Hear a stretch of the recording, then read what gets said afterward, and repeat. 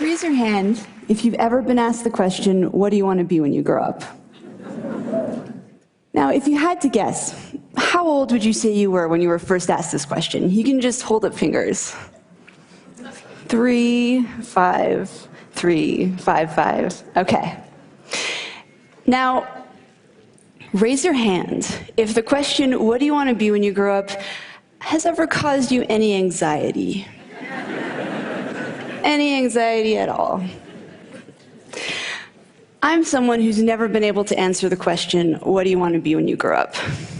See, the problem wasn't that I didn't have any interests, it's that I had too many. In high school, I liked English and math and art, and I built websites, and I played guitar in a punk band called Frustrated Telephone Operator. Maybe you've heard of us. This continued after high school, and at a certain point, I began to notice this pattern in myself, where I would become interested in an area, and I would dive in and become all consumed, and I get to be pretty good at whatever it was. And then I would hit this point where I'd start to get bored. And usually I would try and persist anyway, because I had already devoted so much time and energy, and sometimes money, into this field. But eventually, this sense of boredom, this feeling of like, yeah, I got this. This isn't challenging anymore. It would get to be too much, and I would have to let it go. But then I would become interested in something else, something totally unrelated, and I would dive into that and become all consumed, and I'd be like, yes, I found my thing.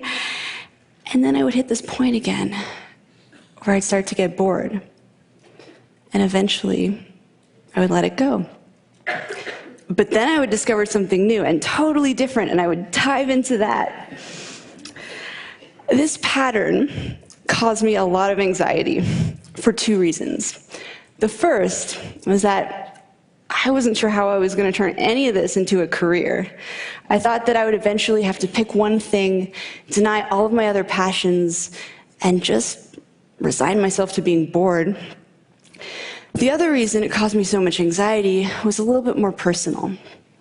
I worried that there was something wrong with this, and something wrong with me for being unable to stick with anything. I worried that I was afraid of commitment, or that I was scattered, or that I was self-sabotaging, afraid of my own success. If you can relate to my story and to these feelings, I'd like you to ask yourself a question that I wish I had asked myself back then. Ask yourself where you learned to assign the meaning of wrong or abnormal to doing many things. I'll tell you where you learned it. You learned it from the culture. We are first asked the question, what do you want to be when you grow up, when we're about 5 years old. And the truth is that no one really cares what you say when you're that age. It's considered an innocuous question posed to little kids to elicit cute replies, like, I want to be an astronaut, or I want to be a ballerina, or I want to be a pirate. Insert Halloween costume here. But this question gets asked of us again and again as we get older in various forms. For instance, high school students might get asked what major they're going to pick in college. And at some point, what do you want to be when you grow up goes from being the cute exercise it once was to the thing that keeps us up at night. Why? See, while this question inspires kids to dream about what they could be, it does not inspire them to dream about all that they could be. In fact, it does just the opposite. Because when someone asks you what you want to be, you can't reply with 20 different things. The well-meaning adult will likely chuckle and be like, oh, how cute, but you can't be a violin maker and a psychologist. You have to choose. This is Dr. Bob Childs. And he's a luthier and a psychotherapist. And this is Amy Ung, a magazine editor turned illustrator, entrepreneur, teacher, and creative director. But most kids don't hear about people like this.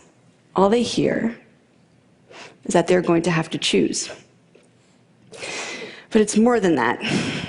The notion of the narrowly focused life is highly romanticized in our culture. It's this idea of destiny, or the one true calling. The idea that we each have one great thing we are meant to do during our time on this earth, and you need to figure out what that thing is and devote your life to it. But what if you're someone who isn't wired this way?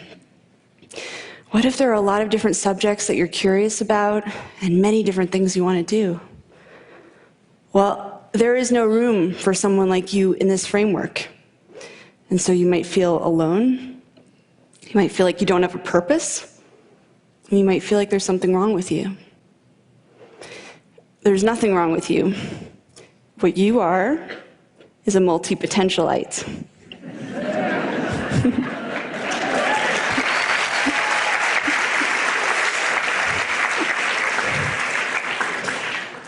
A multi-potentialite is someone with many interests and creative pursuits.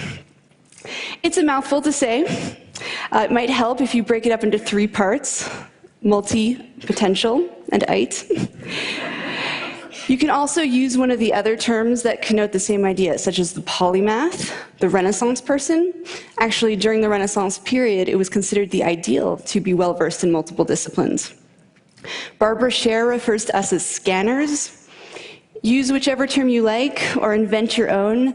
I have to say, I find it sort of fitting that as a community, we cannot agree on a single identity.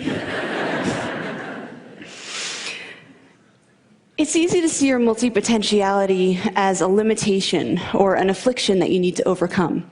But what I've learned through speaking with people and writing about these ideas on my website is that there are some tremendous strengths to being this way. Here are 3 multipotentialite superpowers. 1, idea synthesis. That is combining 2 or more fields and creating something new at the intersection. Sha Wang and Rachel Binks drew from their shared interests in cartography, data visualization, travel, mathematics, and design when they founded Meshu. Meshu is a company that creates custom, geographically inspired jewelry. Shaw and Rachel came up with this unique idea, not despite, but because of their eclectic mix of skills and experiences. Innovation happens at the intersections. That's where the new ideas come from. And multipotentialites, with all of their backgrounds, are able to access a lot of these points of intersection. The second multipotentialite superpower is rapid learning. When multipotentialites become interested in something, we go hard. We absorb everything we can get our hands on. We're also used to being beginners because we've been beginners so many times in the past. And this means that we're less afraid of trying new things and stepping out of our comfort zones. What's more, many skills are transferable across disciplines, and we bring everything we've learned to every new area we pursue, so we're rarely starting from scratch. Nora Dunn is a full-time traveler and freelance writer. As a child concert pianist, she honed an incredible ability to develop muscle memory. Now she's the fastest typist she knows. Before becoming a writer, Nora was a financial planner. She had to learn the finer mechanics of sales when she was starting her practice, and this skill now helps her write compelling pitches to editors. It is rarely a waste of time to pursue something you're drawn to, even if you end up quitting. You might apply that knowledge in a different field entirely, in a way that you couldn't have anticipated. The third multipotentialite superpower is adaptability. That is the ability to morph into whatever you need to be in a given situation. Abe Cahuto is sometimes a video director, sometimes a web designer, sometimes a Kickstarter consultant, sometimes a teacher, and sometimes apparently James Bond. He's valuable because he does good work. He's even more valuable because he can take on various roles depending on his client's needs.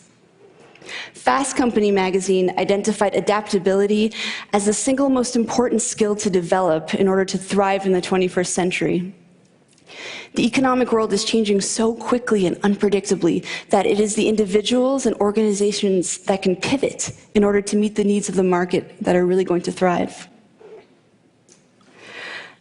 Idea synthesis, rapid learning, and adaptability. 3 skills that multipotentialites are very adept at, and 3 skills that they might lose if pressured to narrow their focus. As a society, we have a vested interest in encouraging multipotentialites to be themselves. We have a lot of complex, multidimensional problems in the world right now, and we need creative, out-of-the-box thinkers to tackle them. Now, let's say that you are, in your heart, a specialist. You came out of the womb knowing you wanted to be a pediatric neurosurgeon. Don't worry, there's nothing wrong with you either. In fact, some of the best teams are comprised of a specialist and multipotentialite paired together. The specialist can dive in deep and implement ideas, while the multipotentialite brings their breadth of knowledge to the project. It's a beautiful partnership. But we should all be designing lives and careers that are aligned with how we're wired.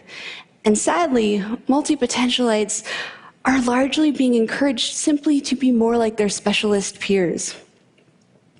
So with that said, if there is one thing you take away from this talk, I hope that it is this. Embrace your inner wiring, whatever that may be. If you're a specialist at heart, then by all means specialize. That is where you'll do your best work. But to the multipotentialites in the room, including those of you who may have just realized in the last 12 minutes that you are one, to you I say, embrace your many passions.